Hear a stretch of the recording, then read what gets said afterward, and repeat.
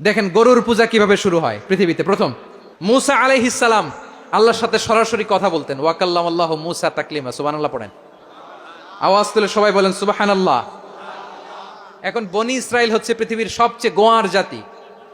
তারা বলে, মুসা তুমি যে আল্লাহর সাথে কথা বলো আমরা তো দেখি না, তুমি যে কথা বলো আমরা তো শুনি না, তো কি করতে হবে? বনি ইসরাইল বলে, আমাদের মধ্য থেকে 70 জন নিয়ে যাইতে হবে তোর পাহাড়ে। ওরা আয়সা যদি কয় হয় আমরা শুনছি, তাহলে বিশ্বাস করব। কত বড় ডাকাত দেখছেন বনি ইসরাইল। এদের চেয়ে গোয়ার জাতি নাই।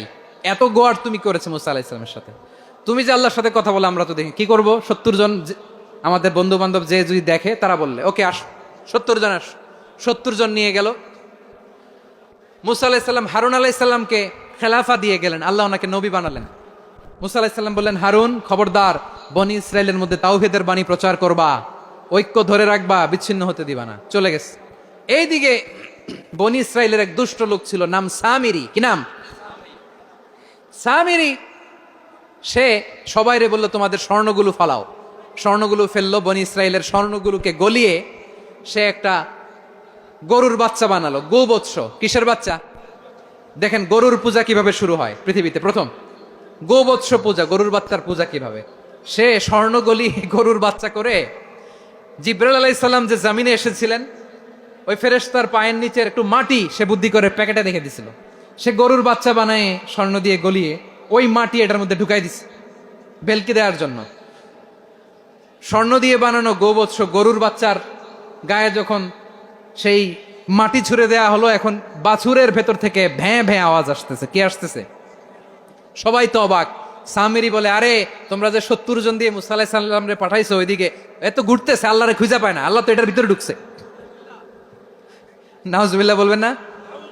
তোমরা যে 70 জন দিয়ে পাঠাইলা, 70 জন নিয়ে মুসা আলাইহিস সালাম খালি ঘুরতেছে, আল্লাহরে পায় না। পাবে কেমনে? আল্লাহ তো, নাউজুবিল্লাহ, এটার ভিতরে সেজদা দাও। এই সেজদা দিয়ে গেল। আল্লাহর নবী হারুন আলাইহিস সালাম বললেন, খবরদার, এটা সুস্পষ্ট শিরক। আল্লাহ সব গুনাহ মাফ করে, শিরকের গুনাহ মাফ করে না। খবরদার, তোমরা থামো। কে শোনে কার কথা? এই যে যেমন এখন আপনারা আমার কথা শুনতেছেন না?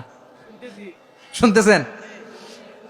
হারুন আলাইহিস সালাম বললেন, খবরদার, এই শিরকি কাজে তোমরা সংযুক্ত হয়ো না। তোমাদেরকে কি মনে নাই আমার ভাই মুসা আলাইহিস সালাম কি বলছে? আল্লাহ শিরক মাফ করে না। খবরদার, শিরক করো না, আল্লাহরে ভয় করো। হারুন আলাইহিস সালাম তাদেরকে বুঝালেন, শিরক করো না, আল্লাহরে ভয় করো।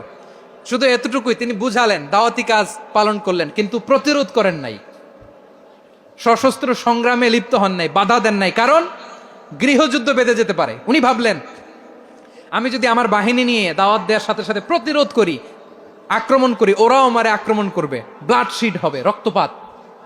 এমন অবস্থা হবে বনি ইসরায়েলের মধ্যে, যেটা হয়তো আমার ভাই মুসাও কন্ট্রোল করতে পারবে না। সুবহানাল্লাহ কইবেন না?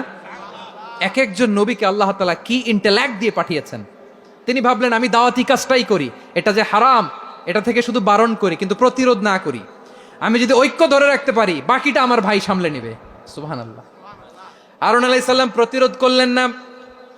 বনি ইসরায়েলের মধ্যে গৃহযুদ্ধ বেঁধে যাওয়ার আশঙ্কায় প্রতিরোধ করলেন না, আক্রমণ করলেন না, শুধু দাওয়াত দিলেন। ইন দা মিন টাইম মুসা আলাইহিস সালাম আল্লাহর সাথে কথা বলে যখন ফিরে আসলেন, দেখলেন বনি ইসরায়েলের অধিকাংশ লোক মুশরিক হয়ে গেছে। মুশরিক হয়ে গেছে। মুসা আলাইহিস সালাম রেগে গেলেন। রেগে প্রথমে বনি ইসরায়েলদেরকে অ্যাটাক না করে ভাইয়ের দাড়ি ধরলেন। হারুন আলাইহিস সালামের দাড়ি আর চুল। মেজাজি নবী ছিলেন।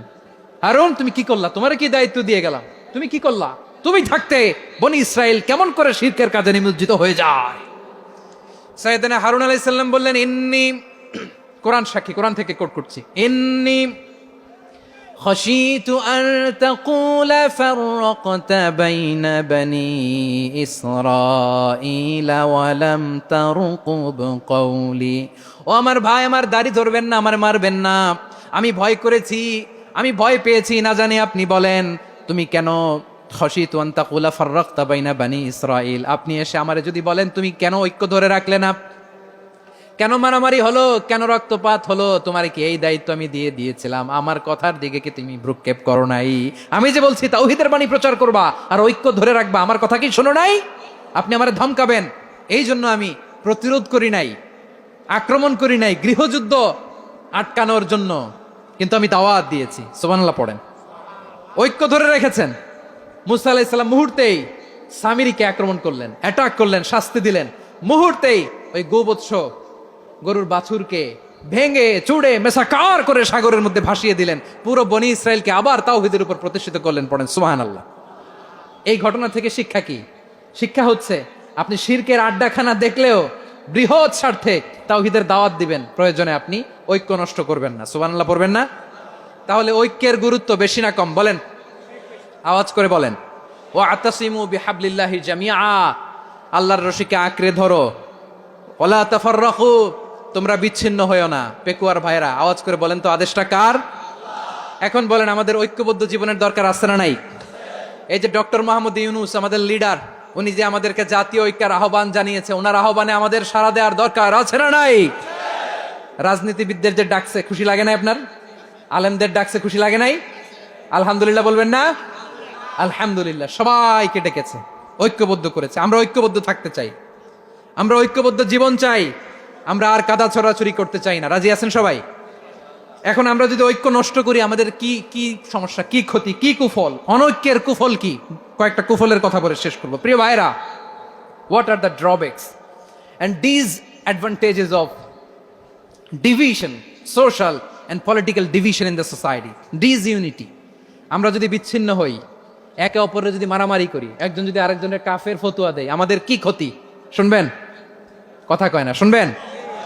এক নাম্বার ক্ষতি হচ্ছে আমরা যদি বিচ্ছিন্ন হই আমাদের শক্তি কমে যাবে, আমাদের পাওয়ার আমরা হারাবো।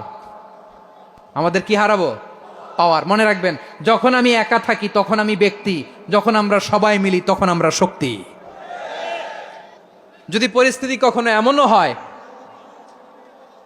শিরকের আড্ডাখানা, আপনি ঐক্য প্রতিষ্ঠার জন্য, ঐক্য রক্ষার জন্য তাও শুধু তাওহীদের দাওয়াত দিবেন, ওইখানে আক্রমণ করবেন না। এটা কোরআনের নীতি। কথা বুঝতে পেরেছেন? সামনে শিরকের কি? কথা কয় না, শিরকের কি? আড্ডাখানা, আখড়া। কিন্তু ঐক্য বজায় রাখার জন্য, গৃহযুদ্ধ এড়ানোর জন্য আপনি শুধু এটা যে শিরক, এটা হারাম, এটা থেকে তোমরা বেঁচে থাকো, শুধু দাওয়াত দিবেন, আপনি আক্রমণ করবেন না। এটা কোরআনের বিধান। সুবহানাল্লাহ কইবেন না? তো এই চমৎকার ঘটনাগুলো আপনারা শোনাইতে পারবো এরকম বিশৃঙ্খলা করলে?